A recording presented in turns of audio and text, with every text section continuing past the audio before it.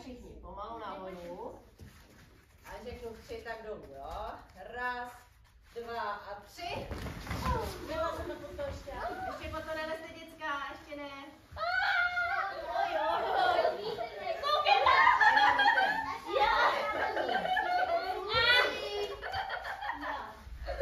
Tak kluci, dobře, tak teď po to vlezeme. To znamená, až budeme nahoře, tak si to dáte takhle za hlavu.